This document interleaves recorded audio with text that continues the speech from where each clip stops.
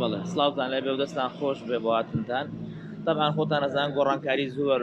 بەینی بەسەریعی ڕۆدا ئێمە ویسمان پاممان بدەین بە هاوڵاتیانی هەرێمی کوردستان کە لە بواری موازنە چی کراوە و مەسلەی نەوت بەرەوچۆ گەشتووە طبعاان لە موازنەیە چەند ئۆپشنێک هەبوو یەکەم جار ئەوە بوو کە 250,000 بەرمیل تەسلیم کرێت دووەم جار داهاتی نەوتەکە بوو سێم جا ئێستا آخری ئۆپشنەوەیە کە ڕاستیەکەی ئەوەی کە ڕئی کوتلە شیعەکانە ئەوەیە کە 430,000 بەرمیلەکە لە بەندەری جیهان تەسلیمی سۆمۆ بکرێەوە لایەن سۆمۆ بفرۆشێت و بەشێک لە یان بە داهات یان بە نەوت ئەو بەشەی کە پەیوەستە بە کۆمپانیەکان و حەق دەست و یان ئەو بەشەی کە پەیوەستە بە ینی ئەوەی کە لە ناوخۆ بەکارێنێ ئەو نەوتە تەسلیمی هەرێمی کوردستان بکەیت بەداخەوە هەرێمی کوردستانەوە بدانەمە تقریبان وابزان 15 جارە دێن بۆ ئەوێ هیچ نووسراوێکیان نییە و ڕەیان زۆر جیاوازە هەر کەسێک و قسەیەکەکە بۆ نمونە نووسراویان کرەوتیان و هەموو نەوت تەسلیمەکەین دوایی دەرەچنەڵە نێمە نەماوتەوە تەسلیم ناکەین یەکێکڵێ 250 تەسلیمەکەین یەکێکڵێ داهاتەکەی تەسلیمەکەین ئەوەی بە من گەشت بێ لە ئاخر کۆبوونەوە من لەگەڵیانە بەشداری بۆ مەکو نوێنەری هیوا بەنەسەن ئەیان زۆر طبیعیە و ئاسانە ینی یا ڕێگەکەوین یا ڕێک ناکەوین ئەمە ئەو ئەگەێنێ ئەم برادرانە بۆ ڕێککەوتن ناتون و استفزازی لایەنەکانی عێراقەکان لە کەناڵەکانی خۆیانەوە بۆ ئەوەی ئەو ڕێککەوتنە هەڵۆشێنەوە و کورت و مختصری نانوێ موچە لە کاتی خۆی بدەن و یانوێ بە بڕین موچە بدەن من حەزەکەم لێرەوە شتێک ڕوونکەم و کە هاوڵاتیان لەوە ئەچێ بە وردی دیراسی نەکرد بێ ئەوش ئەوەیە هەرێمی کوردستان ئێستا موچەی کامل بدا بە هاوڵاتیان 90 لە سەدی بڕیوە یعنی بۆ نمونە ئەگەر کەسێک موچەکەی ملیۆنێک بێت 190,000 لێ بڕاوە بۆ هۆی ئەوەی کە دۆلار بەرز بۆتەوە یعنی ئێمە دۆلار لە 121ەوە بۆ 145 هەر ئەوە خۆی لە خۆیان نەوعەکە لە بڕین اینجا تۆ وەرە 21 لە 100 ببڕی و نەتوانی لە کات خۆی شابیدەی من حەزەکەم لێرە بۆ جەنابتانی ڕوونکەمەوە ئەو نەوتەی کە هەرێمی کوردستان نایەوێت تەسلیمیکە داهاتەکەی بە من وا دراسەم کردوە داهاتەکەی زۆر زیاترە لەوەی کە لە عێراق یانەوێ پارە وەرگرن بەڵام نایانەوێ بیکەنەوە بۆ نمونە ئێمە وەکو عێراق دوێنێ نەوتمان داوەتە 58 دلار ئێمە ڕۆژانە وەکو لیژنەی نەوت و غاز ڕۆژانە داهاتەکەی لەگەڵ سعرەکەی بۆمان دێت ئەگەر هەرێمی کوردستان 10 دلار کەمتریش بیدا ینی 48 دلار ئەم 48 دلار حسابیکەی زیاتر لە 750 میلیۆن دلارەکە ئەگەر بیگۆڕی زیاتر لە تریلیۆنە دینارەکە بەم پارەیە کەواتە هەرێمی کوردستان داهاتی هەیە ناوێ موچە لە کاتی خۆیان بدا لە مەسلەی ڕێککەوتنەکە ئێمە لەگەڵ ئەوەین هەموو نەوت تەسلیم کرێ و لەگەڵ ئەوەین کە داهاتێکی زۆر بێتەوە بۆ هەرێمی کوردستان بۆ لەبەرەوە ئێمە کاتی خۆشی بەنەسەن بە وەفدی هەرێمی کوردستانمان وتووە ئێوە ئەگەر نەوت تەسلیمکەن 13 تریلیۆنتان بۆ دێ 10 تریلیۆنی ئەدەن بە موچە و 3 تریلیۆنی شتان بۆ ئەمێنێتەوە بۆ خزمەتگوزاری و 50 لە سەدی داهاتی ناوخۆ و مەرزەکانتانش بۆ ئەمێنێتەوە کە من پێم وایە داهاتی مەرزەکان زیاترە لە 300 ملیار دینار و ئەم قسە ئەتوانم تاکیدی کەمەوە بە وردی چکە لە هەرێمی کوردستان 21 مەرز هەیە 4 بۆ 5 یاسایی تقریبا 10 بۆ 12 یەکەوێتە پارێزگای سلێمانی و بەشێکی تریەکەوێتە دهۆک چەند مەرزێکەیە لە دووەکە بۆ نمونە وەلید و سمێڵکە هیچ حکوومەتێک لەوێ نییە یەک حکوومەتەیە ئەوش حکوومەتی مەسرور بارزانانی نەچیروان بەرزانیە دوو کۆمپانیایە ناوی ستێر و ناوی سەلاحەدینە حکومەکەن پارەکەوەکەنەوە و لێرەوە ئێڵێم داهاتەکەی لە داهاتی مەرزی ئیبراهیم خەلیل زۆترە کە هەمومان شەڕمان لەسەری بوو کەواتە داهاتی مەرزەکان 60% بۆ کۆمپانیەکانی ئەڕوات و بۆ کۆمپانیەکانی حیزبەڕەوە بەشێکی کەمی دێتەوە ئەگەر داهاتەکان بتوان کۆکەنەوە ئەتوانن موچەی خەڵک بدەن و بە زیاتریشەوە بەڵام نایکەن ئەمە یەک وتم ئەگەریش نەوت تەسلیم ناکەن کەواتەوە داهاتەکەتان لە 13 تریلیۆن زیاترە لە هەردوو حاڵەتەکەیەوە ئەتوانن موچەی خەڵک بدەن بەڵام ناتانەوێت بە هیچ شێوەی بکەن لەبەرەوە ئێمە ئەوەی کە پێمان گەشتووە هەفتەی داهاتوو دەنگ دانەکرێ لەسەر موازنە ئێمە لەگەڵ ئەوەین کە نەوت تەسلیم کرێ و لەگەڵ ئەوەین کە چکە نەوت لە 2000 تقریبا ئەگەر دراسێکی نە 2002 یەکەم عقدی نەوت کراوە لە تەختە لە 2006 دەرهێنان کراوە لە نەوتە و لەو کاتەوە تا مانگی سی 2020 1 ملیار و 226 ملیۆن بەرمیل هەناردە کراوە بەڵام هەرێمی کوردستان هیچ سوودمەند نەبووە ئەنجا حەزەکەم ڕوونکردنەوەیەکیش بدەم لەسەر ئەوەی کە مجموعەیە خەڵکەیە کە نەخوێندەوارن هیچ لە ئەلفوبێی نەدارایی و نەنەوتە زانن دێنە سەر تەلەڤیزیۆنەکان قسەی زلەکەنەڵەن سلێمانی هیچی نییە و سلێمانی لە ڕێی خۆئاشی یەکەم شتەکە سلێمانی لە ڕێی خۆئاژیەوە ئێمەمانوی ڕاستەخۆ ڕەبتیکەین بە بەغاوە ئەو کاتەوەش قاڵەقاڵ مەکەن ئێمە لە بەغا پارەی خۆمانەین و موچەی خەڵک بدەین ئەمە یەک دوو ئێمە پێمان وایە 9 بلۆک نەوت ئەنتاجەکان لە هەرێمی کوردستان لەم 9 بلۆکە 2 بۆ 3 یەکەوێتە پارێزگای سلێمانی و ئێمە پێمان وایە خۆزگە ئەوان بیان توانایە ئەو نەوتەی کە لە تاوکێ و لە شێخان کە لە دهۆکا دەرئەچێ بیان توانایە موچەی فەرمانبەرانی دهۆکیان پێ بدایە بیان توانێت ڕێز لە خەڵکی دهۆکیان بگردایە نەک خەڵکی دهۆکی ڕەسەن لە ترسی ئەوانەوە ئەمری قەبزی بۆ دەربکەن بێن لە شوێنەکانی تر بژین بەڵام سووری و تورکی و میت لەناو هاولێر و دهۆکا جرت و فردی بێ ئەمە یەک دوو لە مەسەلەی داهاتە سلێمانی چەند بلۆکێکی غازی هەیە بۆ نمونە بلۆکێک هەیە ناوی کۆرمۆڕە ئەم بلۆکە ڕۆژانە 400 ملیۆن پێ غاز بەرهەم دێرێ هەموو 90% کارەبای هەرێمی کوردستان لە غازی کۆرمۆڕە کە لە گەرمیانە و لەگەڵ ئەوەشە بەشێک لەو کارەبا 500 مێگاوات کارەبا بە عێراق ئەفرۆشن بە مووسڵ و دۆک کۆمپانیای کار و قەیوان هەر لەو غازەیە کە لەوێ ئینتاجەکرێت بۆ ئەوان پارەکەوە کاتوە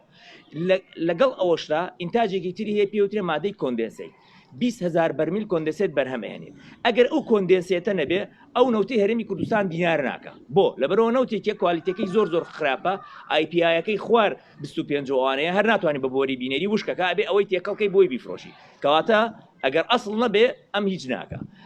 مادەیەکی ترەیە پێوترێ LPG ڕۆژانە 1200 تن LPG کە غازی ماڵانە یعنی ئێستا کۆرمۆر دایخە هەموو ماڵەکان لە هەرێمی کوردستان بێغازە بن کەواتە ئێمە سەرچاوی داهاتین و ئێمە مەرزێکی زۆرمان هەیە و داهاتێکی زۆر لە هەرێ لە سلێمانیا هەیە بەداخەوە لە سلێمانیا وەکو خۆی سەرف نەکراوە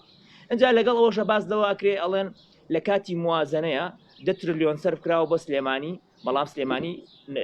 50% سەرف کردووە ئەمە نەخوێندەواریە ینی تۆ لە ئەرفوبەی ئیداری نازانی و لە ئەلفودەی مالی نازانی من چیت لێ بکەم موازنە عادەتەن لە دوو بەش لەسەر دوو شت ڕێگەخرێت لەسەر ئەوەی کە مخططە و لەسەر ئەوەی کە حەقیقیە ئەو 10 تریلیۆنە مخططە بەڵام ئەوەی کە سەرف کراوە بۆ سلێمانی 50%ەکەیت ینی 5 ملیارە 5 تریلیۆنەکەیە دەفەرمو ئەوان لە لیژنەی دارین با بزانم دە 5 تریلیۆنەکەی تر چی لاتوە کەواتە هەموو خەڵکی سلێمانی حەقە ئێستا تف لەو مەسئولانەی پارتی و یەکێتی بکە کە چەندی ساڵە حکومیان کردووە لەم سلێمانیە و داهاتی سلێمانی کەس نازانێ بۆچی سەرف نەکراوە تەدویر ئەکرێ ڕوا لە شوێن ترا سەرفەکە من نمونەیەکی بەسیطدانە دەمێ دەربەنی خان قەزایەکە بە بێئاوی ئەناڵێنێت لە هەموو موازنەکە پارەی بۆ سەرف ناکرێ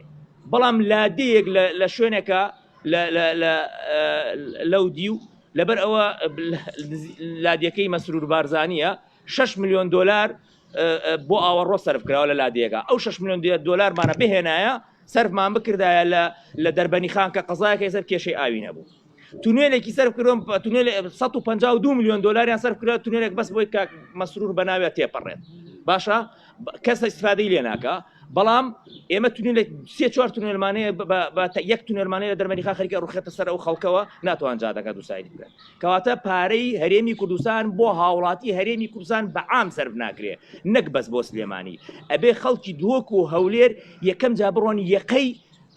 پارتی بگرن ئەنجا لایەنەکانی تر کە بڵێن ئێمە بووین بە سەرچاوی داهات بۆ تورکیا تیارەی تورکی بە نەوت و بە غاز و بە پارە و بە داهاتی ئێمە قەسوی مەناتقەکانی ئێمە ئەکا ئێوە هاوڵاتی ڕەسەنەکانی بادینانتان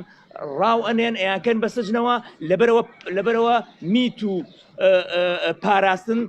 بەدڵی خۆی جرت و فردکە لە هەولێر و دۆک زۆر سپاس تانەک دەست خۆش لەسەر چەند تەوەلێکی تریش ئەمە حەزەکەین گفتوگۆتان لەگەڵا بکەین بابەتی ئێوە دوێنێ ئەوانەی کە بەشدار بوون ئاگادارن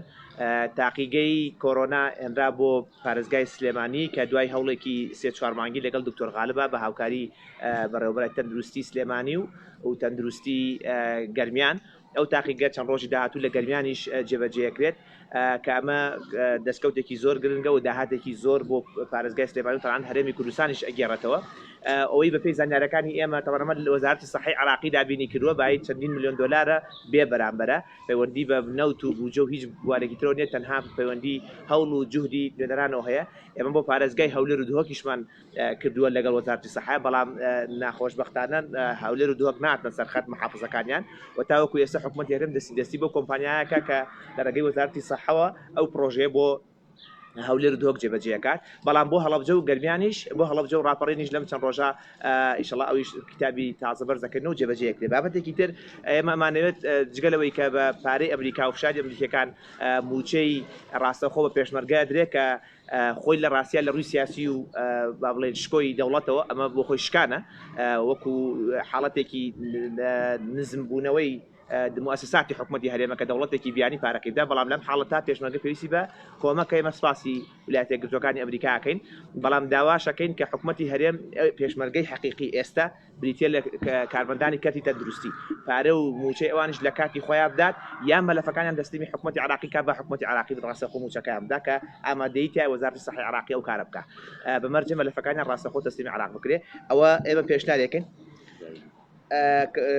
وەزارەتی دیفاع تەمەنەوە وەزارەتی بۆ پێشمەرگە ئامادەیە دیسانەوە جگەل لە ئەمریکەکان وەزارەتی دیفاعی عراق پارەی پێشمەرگە بدات بەڵام بۆ وەزارەتی تەندروستی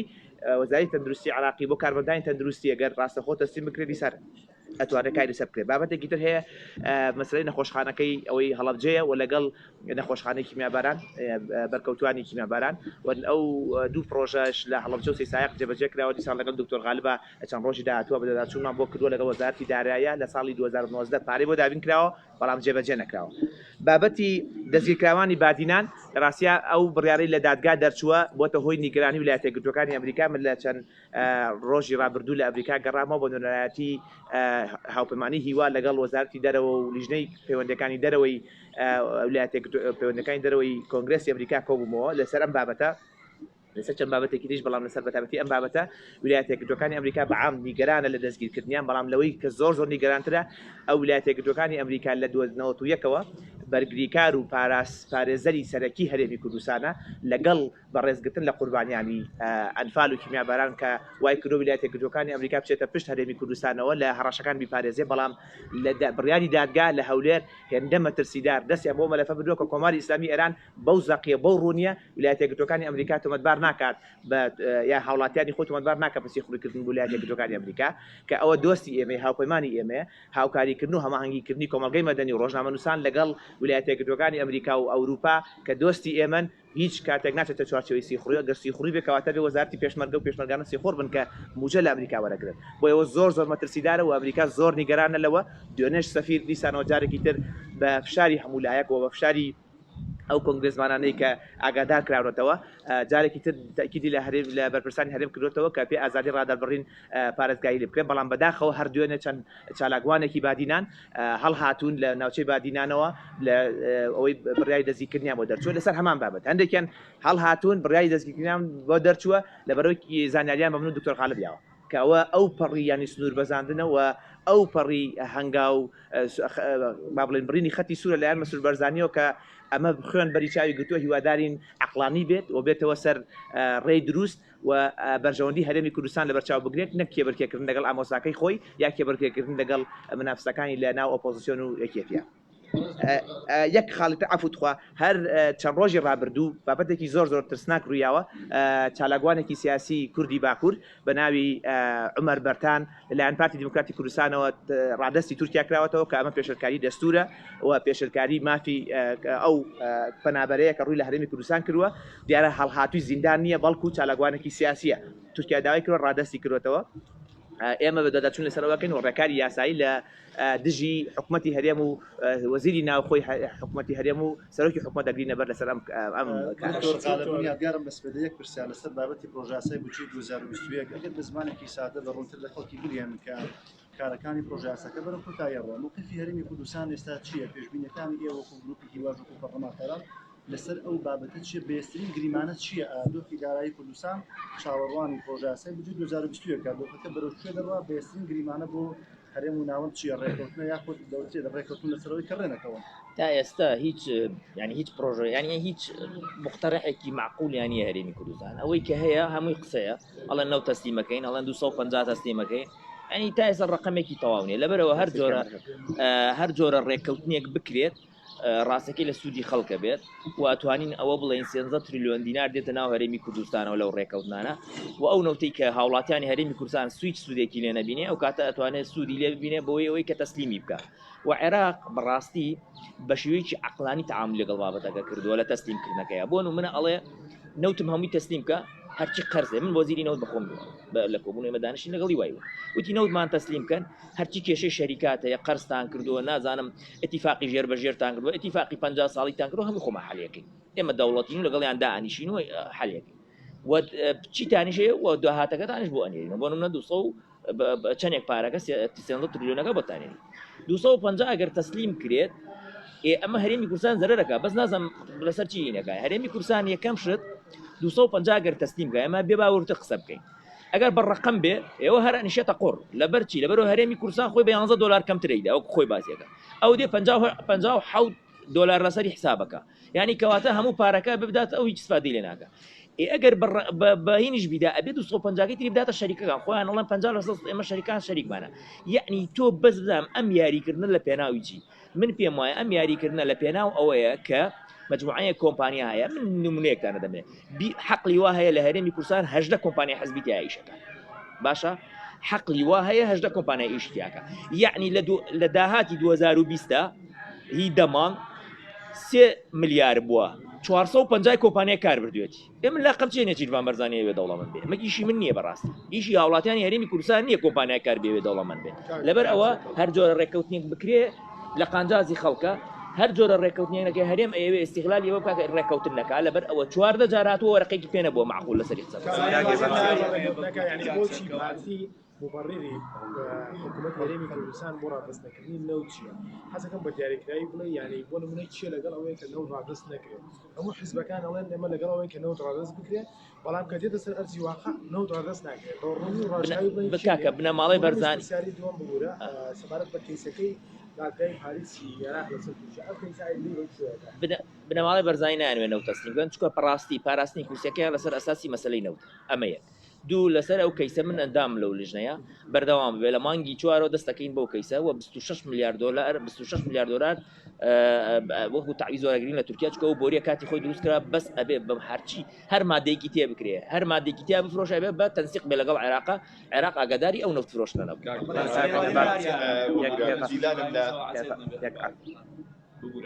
یەکەمە باسی میدیاکانی پارتی و پارتیت کرد پێم خۆشە بزانم هەمیشە پارتی لە ڕێگەی میدیاکانیەوە گەرشەکەنە سەر ئێوە کە ئێوە بە خیانەتکار ئەزانن بزانم وەڵامی ئێوە چێ دووە من پرسیارەکەم ئەوەیە مەلابەشیر دوێنێ ئاماژەی بەوە کرد جێگری سەرۆکی پەرلەمانی عێراق ئاماژەی بەوە کرد کە ئەوان بە نووسراوی ئەو مستەفا کازمی پارەی گەنمی جوتیارانی هەرێمی کوردستانی نردووە ئێوەش ئەڵێن ئێمەی وەڵامتان چییە؟ بڵێ ئەوەی لە پرسیاری دووەمە دەست پێەکەم ئەو پرسیاری دووە مەسەلەی گەنمی جوتیاران میدیاکاران و جوتیاران ئەزانن کە بەرزترین پلەکانی حکوومەتی عێراق ناو پەرلەمانیشە بەدەست پارتی دیموکراتی کوردستانەوە هەیە و حکوومەتی هەرێمیش بەدەست ئەوەیە خودی کێشەکە پەیوەندی بەهۆی پارتی وەکێتیەوە بۆ گەندەڵی بۆ لە مەسەلەی تەسلیمکردنی گەنما دروست بووە و مەلابەشیر ئەو جێگری سەرۆکی پەرلەمانە بوو 3 ساڵە خەریک وایە ئەو بابەتە بە جوهدی نوێنەرانی هاوپەیمانی هیوا کاک دکتۆر غالب و دکتۆر موسەنا و بە هاوکاری سەرۆکۆماریش ئەو بابەتە حەل کراوە هیچ پەیوەندێکی بە جێگری سەرۆکی پەرلەمانەوە نیە لەگەڵ ڕێزماکە ئیتوانی 3 ساڵەوە پێشەوە بابەتە جێبەجێ بکە و لەگەڵ سەرۆک وەزیرانی پێشووتری عێراق قسە بکە هیچ بنەمایەکی نییە مەسەلەی میدیاکانی پارتی لە ڕاستیا ئەوە پەیوەندی بە سیاسەتەکانی حکوومەتی تازەوە سەرۆک حکوومەتی تازەی پارتیەوە هەیە کە مەسرور بەرزانیە ئەو لە دەرەوەی خۆی و لە دەرەوەی ئەو دنیابینەی خۆی هەموو کەسێ بە خیانەتکارە بێنێتەوە ئامۆزاکەشی بوونە هەر دەستگای دژە تیرۆر بە شێوەیەک وەڵامی نەک ئێمە وەڵامی نەسرور بەرزانی یاوەتەوە کە خراپتر لە قسەکردن لەسەر ئەو بەکر بەغدادی بۆیە ئەوە سروشتی ئەو سەرۆکی حکوومەتەوە سروشتی هەر سەیری بکەن لێرە ئەو مایکانێک کە پەیوەندی بەوە هەیە بە میدیاکانی ئەوە هەیە هیچیان لێرە ئامادە نین لەبەر پرسی خەڵک بەلای ئەوانەوە گرنگ نییە و پرسە گرنگەکە بە نسبەت مەسرور بەرزانی خۆیەوە گرنگە بۆیەوە وەڵامێکە بۆ مەسرور بەرزانی میدیاکانی زانینەوەیەکە بێتایبەت بە هاوپەیمانی هیوا ئێوە هەنگاوەکانتان چی هەنگاوێکی بۆ فراوانکردنی ئەم هاوپەیمانیەتەیان لە گروپ 15 منێتەوە خۆت بانگێشتان هەیە ژگەل لەلایەنە کوردەکانی ژانەی عێراقیەکان بێتەناوی بۆ پرسیارە دومیش هەر وەیوەست بە هاوپەیمانی هیوا هەمیشەوە ڕوبەڕیەوە کە لەلایەن لەو شێخ جەنگیەوە ئاڕاستاکرێت وەڵامی ئەوە بۆ ئەم تۆمەتان بەڵێ ئێمە تەمان بۆ مەسلەی هاوکمانی هیوا لەگەڵ العراقیون عمار حەکیم و ژمارەیەک هێزی سیاسیی عراق سونە و شیعە گفتوگان لەگەڵا کردوین کە بۆ هاوکمانی لەگەڵیانە بەشدار بین بەڵام هێشتا هاوکمانی هیوا پێویستی بە بڕیارێکی دەستە جەمعی هەیە تا خۆی هاوکمانی هیوا چۆن بەشداری هەڵبژاردنەکە بە لیست یا بە شێوەی سەربەخۆوار دوای کۆبوونگرەوە کۆبوونەوەمانە بێت لەگەڵ ژمارەیەک لە کەسایەتی هەولێر و سلێمانی و دووهۆکۆوانە کە چۆن بەشداری بکەین ئەوە هێشتا لە قاڵی گفتوگۆیە سەبارەت بەو تۆمەتانەی کە لایانی پارتی طبعا لایانی پارتی تۆمەتبارتەکە بەوەی سەر بە لایەکی یەکێتی سەوەتبارتەکە سەر بە لایەکی پارتی ئەوە شەڕێکی کۆنە لە شەخصوسیەوە بەردەوامە شەڕی جەلالی و مەلایە ئێمە ناچنە شەڕی جەلالی و مەلایەوە ئەو شەڕێکی قێزەونە هەزاران خەڵکیان لەسەر یاوە بەکوشت با ئەوە لەسەر شەڕە قێزەونەی خۆیان بەردەوام بن و بەڕاستەکەی و جورئەتەشی بۆی بزانن ئەو جورئەتەشی کە هاوکمانی هیوا هەی بووە نا لاهوری شێخ جەنگی نە باڵ تاالبانی و نا هیچ کەسایەتێکی تر لە دەرەوەی هاوکمانی هیوا و جورئەتەی نەبووە لە بەستنەوەی بابەتی باسکردنی مەلەفی سلێمانی بە بەغداوە کە ئێمە یەکێکە بێ لە بەردەکان لە بوجا ئەگەر ڕێکەوتن نەکرێ یەکێکە بێ ئەوە سلێمانی ڕاستەخۆ خۆی موچە لە بەغدا وەربگرێت لەسەر مەسەلەی ڕبەستنەوەی موچەش بە بەغداوە ئەو کەسەی کە باس کرد خۆ ئەوانەی کێک لەوانەی کە ذاتی ئەویان نییە کە لە هێڵی مەسرور و هێڵی پارتی دەربچن کە بتوانن ڕێکەوتنێکی وا بکەن لە بەرژۆردی هەوڵاتیانی هەرێمی کوردستان بگەشتن.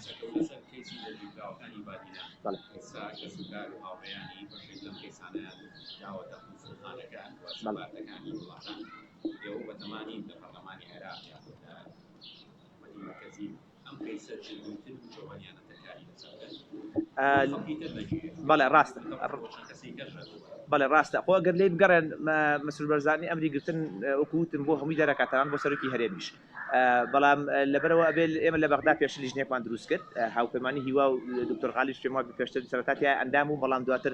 هاوڕێکی ترمان تیا ئەندام بوو لەو لیژنەیە کابێت تحقیقی تیا بکرێ لیژنەیەک لە پەرلەمان هێمە ڕۆشتەوە لیژنە جارێکی تر نوێیەکەینەوە دیارە بە فشاری پارتی کە لە سەرۆکاتی پەرلەمانە ئەو لیژنە ڕێگە نەدراوە تا ئێستا سەردانی هەولێر و دووهەم بکە بەڵام ئێمە لە دادگاکانی عراقیش گفتوگۆمانە بێ لەگەڵیانە کە ڕێگەیەک بدۆزینەوە کە چۆن لە ڕێگەی دادگاکانی عراق و هاوڵاتیان بتوان مافی خۆیان وەربگرنەوە و ئەو بەرپرسانی پێشێلی مافەکانیانەکەن بتوان بیان بە دادگا بەڵام ئەو قابلی گفتوگۆیە و هاوپەیمانی هیوا وەکو بابەتێکی استراتیژی وەکو بەشێک لە خۆمانیانە بینە هاوڵاتیانەوە بە هەڕەشە و بە دەستگیرکردن و تهدید لە خۆمانیان لەسەر کەسی دەستگیرکراوانی باتیان بەستەوە هێرکە ئەمریکیەکان هۆشداریان بەسەر کردن کوردستان پێویستە بە زووترین کات ئازاد شاری ئەمریکیەکان چییە بەتایبەت باسێکی کە بەخەڵی گلەیەکی زۆران لە سەرۆکی حکوومەتەرینی کوردستان هەیە ئێستادا و هەتا نەوەک لە فشاریشان ئێوە بینیتان لە بەیاننامەکەی وەزارەتی لە بە بەیاننامەکەی قۆنسڵیەی ئەمریکا و سەفارەتی ئەمریکا لە چەند ڕۆژی ڕابردوو و دوێنێش باڵێزی ئەمریکا بە هیچ شێوەیەکدان بە بڕیارەکەی دادگا شانۆگەریەکەی هەولێر نانێ و بە تاوانباریان و تاوانبار و سیخوریان لە قەڵم نایە و ئەو کەسانە کەسانێک بوون لەلایەن ئەمریکان و ناسراون و دیداریان لەگەڵا هەبووە گفتوگان لەگەڵیانە هەبووە بەڵکو وەکو ڕۆژنامەنووس و چالاکوان لە قەڵەمیاندا وەڵامێکی ڕوونە بۆ شانۆگەریەکەی هەولێر ئەو کە بە ناوی دادگاوە دراو ئەوە فشاری ئەمریکیەکان بەردەوام بێ بە پێچەوانەوە ئەگەر مەسرور بەرزانی بەردەوام بێت لە دەستوەردان لە کاروباری دادگا کە ئەمە پێمان وایە بڕیارەکە بۆ خۆی گاڵتەجاڕی بوو دادگا لە دادگای تەمیزە سزایەکی ڕوبەڕووی هەرێمی کوردستان و خودی مەسرور بەرزانێ بێتەوە کە تا چاوەڕوانی ناکات فەرمانگە هەیە لە سووری هەرێمی کوردستانە کەسەر بە حکوومەتی عێراقی کاروبارەکە بەردەوام بچێمانە دوا کرد کە لە کاتێکە لە بەغدا و موچەکان بۆی ئەم جیاوازیە چیە لە بەغدا و موچەکەی لە هەرێمی کوردستان دابەت نزیکترینیان بە هەفتە ڕۆژ جامان موچیان وەرگرتن ئێستا بۆ کار چێم کێشەیە چۆن چارەسەرێک ئێمە لە هەفتەی پێشوو لەگەڵ وەزیری ناوخۆی عێراق دانیشتینە سەرەوە کەیسە بەڕاستی ئەوان بەڕوون و بەڕاشکاوی ئەڵێن ناوەکانمان بۆ بنێرن هەمویانەکەین بە کیکار ئەمە یەک دوو سێ کێشانە یەکێن ناوەکانە دووەم بەڕێوەبەراتێکی گشتی هەیە لێرە ئەبێ بەڕێوەبەراتی گشت دوو بەڕێوەبەراتی گشتی لە وزارەتان نەبێت یعنی ئەوە گەربی خاتە سەرخۆی بەناو بە شێوەیەکی ئیداری ئەبێن بەڕێوەبەراتی گشتی هەڵبۆشێنرێتەوە ئەمە دوو سێ داهاتەکەیەتی ئەڵێ داهاتەکەی بە تەواوی ناگات من خۆم بە دوواداچوونم کرد لێرە لانی لە هەرێمی کوردستان بەگشتی بۆ بەتایبەتی لە ئیقامە مەکتەبی خاصەیە یعنی بۆ نمونە ئەگەر یەک کەس بنێرن بۆ ئەوەی خۆیان بیکەن 99 کەسی ئەنێرن بۆ مەکتەبی خاص مەکتەبی خاصەکەش عادەتەن دووسێ کۆمپانیای حزبیە پارەکان کۆکاتەوە و داهاتێکی یەکجار زۆر یعنی تەسەوڕ ناکەی دادا کۆی بکەینەوە لەوە چێ مانگانە 50 میلیارد دیناریان دەستکەوێت و هەمووی بۆ کۆمپانیەکان ئەتوانن بوردەکاری تیا بکەن و بە دواداچوون بزان کۆمپانیەکانی کیە هەمووی حزبیە زۆر سپاس. دەستان خۆش.